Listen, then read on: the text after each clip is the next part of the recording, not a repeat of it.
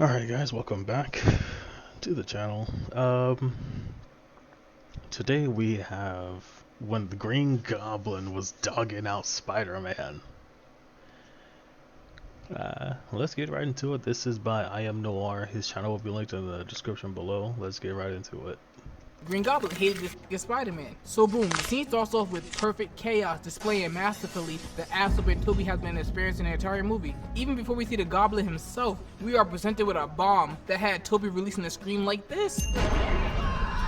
Toby, come on. That type of screech is crazy work. With lungs like that, he's bound to give Black Canary a run for her money. Had this man bouncing off the wall like he's experiencing a sugar rush. Oh, just a rush of pain. Then, who came around the corner jumping off his whip? The Goon Goblin himself. This man's a special type of menace. Because who the hell think of putting raisin eye pieces so he doesn't have to take the entire mask off? And why did he have to lift him up to talk shit? Damn near treating the squabble like it was an open mic night and he wanted his snaps. Misery, misery, misery, that's what you've chosen. Yes, sir! This nigga's spitting! Goblin was out there spewing poetic hatred. Toby was struggling to stand. He might need life alert and the police because Goblin was giving him no room to breathe, opening the floodgate ass up and started with a feint into a weird oxygen chest punch. Spider-Man's out there fighting off pure instinct, weaving a nicely thrown hook. Did I miss a part of the movie or something? Because where the hell in the instructions does it say hands are included with the serum? Goblin fed Toby a nasty knee, straight into a beautiful touching of the jaw. Had this man gasping, eyes wandering for some assistance. He was looking to the universe for some help. I can only imagine what he was thinking. I ain't gonna lie, I'm getting cooked. The slow motion was added to the violation because while Toby was mimicking SpongeBob's filter feeding maneuver, we see Goblin in the back winding up potentially the meanest punch, and it was no disappointment in it. Uppercut had Toby swimming in the air, knocking loose his memories of his abilities. He didn't even try to recover while he was in midair, just hugging the ground and letting out yet another noise. Just further stamping the Goblin's I'm him card. He got at least 3 of them bitches punched already. Goblin was having so much fun in his harassment. He hit a flip for no reason, just because he had no fear he was gonna lose. No reaction. I wish I was that confident when it came to squabbling. I'm good, but I'm not that good. Then he fed him another devastating 2-piece with a side of brain damage. If you look closely, you can see subconsciously he was shaking his head no, basically signing he wanted no more smoke. He was full. Man, the disrespect only persisted further when he stopped Toby from fleeing. Hit this man with a crutch through clothing. Why? Because he could. He was close enough to grab his legs. Nah, that wouldn't be hoeing enough for him. Then he was back on his ass like Dr. Miami, rushed over like the beef was getting too cold for him, scooped him off the ground, pushing him into a barrel roll. This nigga was hitting to beginner parkour. Toby started panicking, spamming his webs, hoping that it would act like a Jerry Springer security guard and keep him separated from him. That don't work. Goblin started tearing through the metal weapon like a kid on Christmas. Toby was hoping that Goblin had a modern day attention span and the weapon alone would act like a fidget toy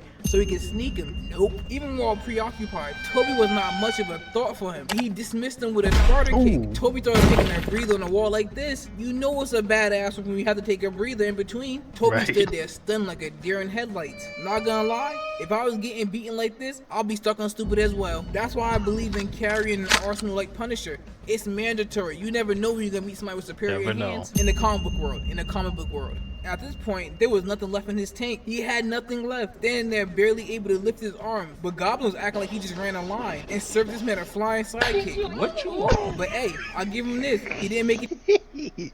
He hit him with that Mortal Kombat finisher. He knows this time. He's getting better. But Goblin didn't have enough snaps from the crowd yet. He wanted some more, so he started back with his poetic shit talking. Toby tried to lift his arms to shoot his webs. Goblin just stepped on his arm talking about some, you done spun your last web. Then this is where he made his mistake. His first mistake of the fight. Talking about a simp's girl. It was at this moment he truly unlocked his power. Like he was an anime protagonist. All he needed was love. Once I saw that slow look up, I knew it was over for Goblin. Now pause for a second. A serious question. I have to know.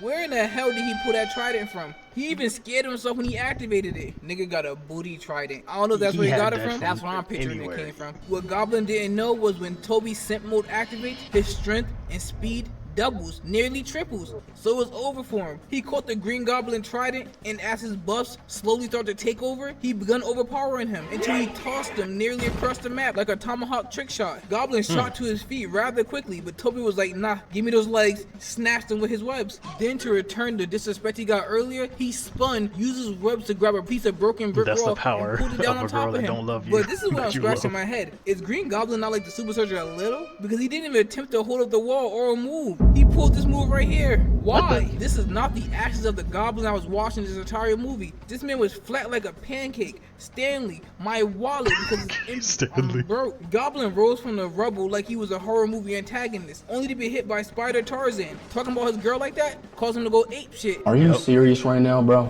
Toby pinned him against the wall. Now it's his time to go crazy. Stomach, face, get your ass back over here. Now the lesson we learned from this ass whooping: never talk about another man's girl unless you truly got the hands. I thought Green Goblin did. I was impressed with his performance. The entire movie he was putting on a performance. He just couldn't carry it through to the end. You arguing with somebody, don't talk about their had him girl. Just reverting back to his leave it old on them. self, revealing his secret identity to get this beating to stop. This is not the Goblin I was watching. 3 hits to fold is crazy, and Toby was buying it. He stopped, lowered his arms, and was talking to this man. Goblin was trying to get an Oscar with his performance, and he would have had it until he broke character. Then Toby's Spidey senses went off. Then Goblin packed himself. Yeah. The thing was, man, he could have had it. He could have had it all.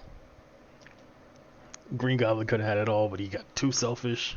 Started talking shit about Spidey's girl. That's not technically his girl, but you know, it's somebody that he like. Don't do that. That gives us guys an